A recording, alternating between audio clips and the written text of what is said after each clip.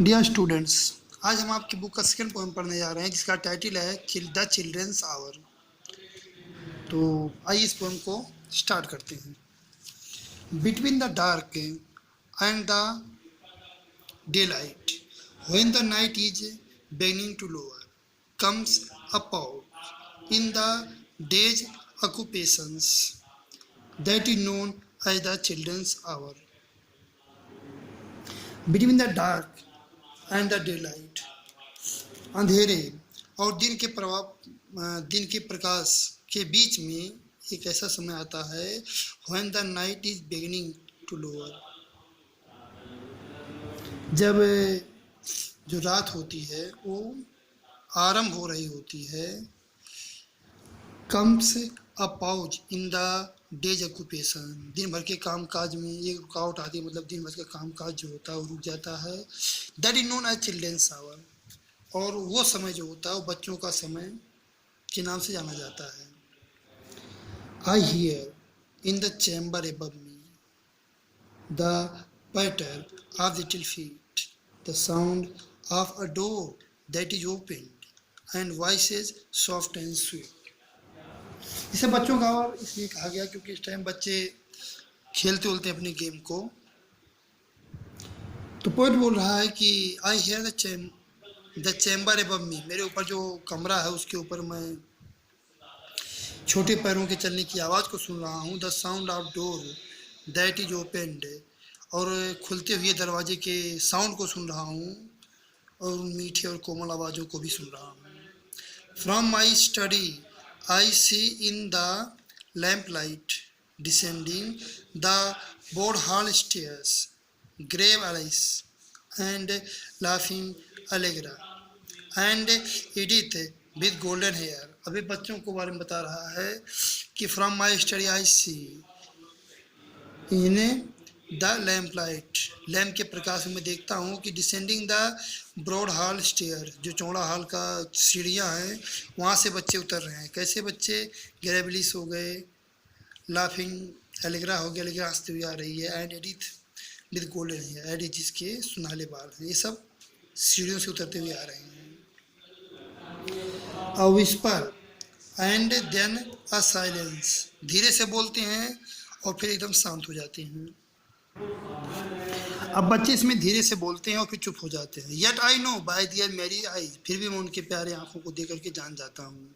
They are plotting and planning together to take me by surprise, क्यों कुछ षड्यंत्र बना रहे हैं और साथ मिलकर कोई योजना बना रहे हैं ताकि वो मुझे सरप्राइज दे दें या चौंका दें।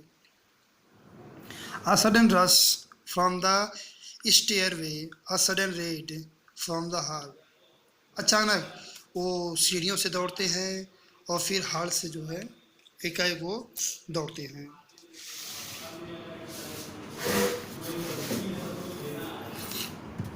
By 3 doors left unguarded, they enter my castle wall, फिर 3 दरवाजे से वो जहाँ पे कोई पहरा नहीं है वहाँ से वो मेरे कास्टल वॉल में प्रवेश करते हैं, मेरे कमरे में प्रवेश करते हैं। They climb up into my turret over the arms and back of my chair. If I try to escape they surround me, they seem to be everywhere. They climb up into my turret, मतलब वो मेरे घुटने पे चढ़ जाते हैं, अथवा over the arms and back of my chair, मेरे भुजाओं पे कुछ बैठ जाते हैं और मेरे चेयर के पीछे से जो है खड़े हो जाते हैं। If I try to escape, अगर मैं बचने का भी प्रयास करूँ तो दे सराउंड मी, मुझे घेर लेते हैं। दे सीम टू बी एवरीवेयर, ऐसा लगता है हर जगह वही वही है। They almost devour me with kisses, their arms about me entwine, till I think of the bishop of Bingen in his mouse tower on the Rhine. They almost devour me with kisses, वो लगभग मुझे चुंबन से गीला कर देते हैं। उनकी भुजाएं जो होती हैं मुझे बांधे रहती हैं। Till I think of the bishop of Bingen, तब मैं अपने आप को बिशॉप आप जो बेंजीन है, ये एक तरह का फिक्शनल कैरेक्टर है, उसके बारे में मैं सोचता हूँ। In is mouse tower on the Rhine, जो राइन के माउस टावर में रहता था।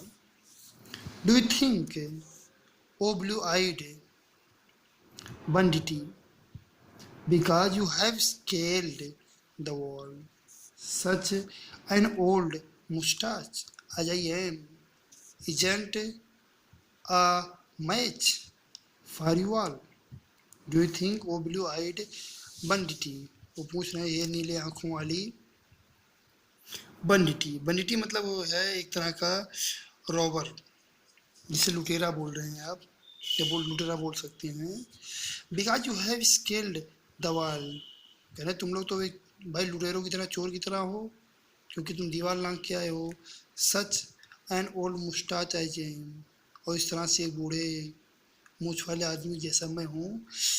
Isn't a match for you all, क्या तुम सभी के लिए मैच करता है, या तुम सभी को ये सूट करता है।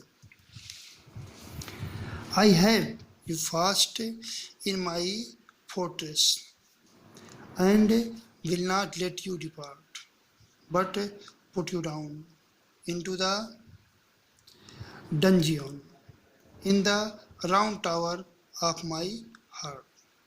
Can I have you fast in my fortress and will not let you depart. अब तुम मेरे किले में प्रवेश किए हो, मैं तुमको जाने नहीं दूंगा। But put you down into the dungeon in the round tower of my heart, बल्कि मैं तुम सबको अपने दिल में, जो दिल का मेरा टावर है, उसमें रखूंगा तुम सबको मैं। And there will I keep you for ever, और मैं तुमको वहाँ हमेशा हमेशा के लिए रखूंगा। Yes, for ever and a day, हमेशा के लिए, और एक दिन। Till the walls shall crumble to ruin and moulder in dust away, कब तक, जब तक ये जो दीवार है ये ढह ना जाए और ये मिट्टी में मिल जाए।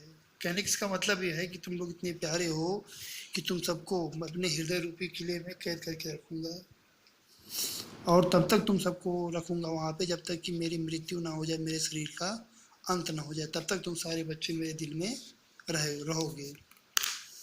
इसको एच.डब्ल्यू. लॉन्गफेलो ने लिखा हुआ है, जिनका नाम का फुल फॉर्म है हेनरी वर्ड्सवर्थ लॉन्गफेलो। अब इस तरह से आपका पोएम फिनिश हुआ और आप इसको स्टडी करेंगे। Thank you.